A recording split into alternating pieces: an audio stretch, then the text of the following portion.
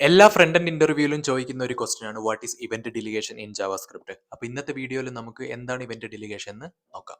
ഈ കോഡ് നോക്കിക്കഴിഞ്ഞാൽ ഇവിടെ ഒരു അൺഓർഡേഡ് ലിസ്റ്റ് ഉണ്ട്, അതിൽ കുറച്ച് ലിസ്റ്റ് ഐറ്റംസ് ഉണ്ട്. അപ്പോൾ എൻ്റെ റിക്വയർമെന്റ് എന്താണെന്ന് വെച്ചാൽ യൂസർ ഓരോ ലിസ്റ്റ് ഐറ്റത്തിന് ക്ലിക്ക് ചെയ്യുമ്പോൾ ആ ലിസ്റ്റ് ഐറ്റത്തിൻ്റെ ഉള്ളിലെ ടെക്സ്റ്റ് കണ്ടന്റ് ഡിസ്പ്ലേ ചെയ്യണം, അതാണ് റിക്വയർമെന്റ്. അപ്പോൾ ഞാനൊരു സ്ക്രിപ്റ്റ് എഴുതിയിട്ട് ഞാൻ ഈ ലിസ്റ്റ് കൊറി ചെയ്തെടുത്തു. എന്നിട്ട് ആ ലിസ്റ്റിൻ്റെ ഉള്ളിലെ എല്ലാ LI ടാഗും ഈ കൊറി സെലക്ടർ റോൾ വെച്ചിട്ട് കിട്ടി. എന്നിട്ട് ഓരോ ഐറ്റത്തിനും ഞാൻ ക്ലിക്ക് ഇവന്റ് ലിസണർ അറ്റാച്ച് ചെയ്തു. എന്നിട്ട് ഈ ടെക്സ്റ്റ് കണ്ടന്റ് ഞാൻ കൺസോള് ഡിസ്പ്ലേ ചെയ്യുന്നു. ഓക്കെ, ഇങ്ങനെയാണ് ഞാൻ ചെയ്തത്. പക്ഷേ ഇതിനൊരു പ്രശ്നമുണ്ട്. ലിസ്റ്റ് ഐറ്റംസ് ഒരുപാട് വരും. അപ്പോൾ ഒരുപാട് വരുന്ന ടൈമിൽ ഓരോ ലിസ്റ്റ് ഐറ്റത്തിനും ഓരോ ഇവന്റ് അറ്റാച്ച് ചെയ്യുന്ന ടൈമിൽ മെമ്മറി യൂസേജ് ഹ്യൂജ് ആയിട്ട് വർദ്ധിക്കും.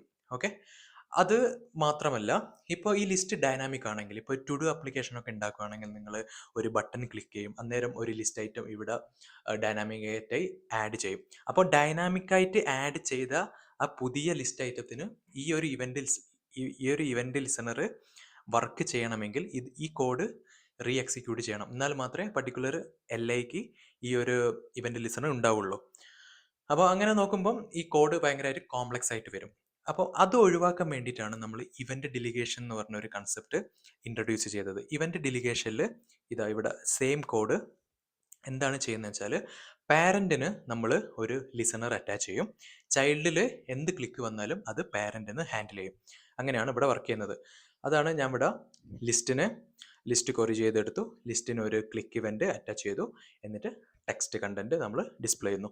അപ്പോൾ നിങ്ങൾക്കൊരു ക്വസ്റ്റ്യൻ ഉണ്ടാവും, ഈ ലിസ്റ്റ് ഐറ്റംസിൽ ക്ലിക്ക് ചെയ്യുമ്പം പാരന്റ് എങ്ങനെയാണ് അത് അറിയുന്നതെന്ന്.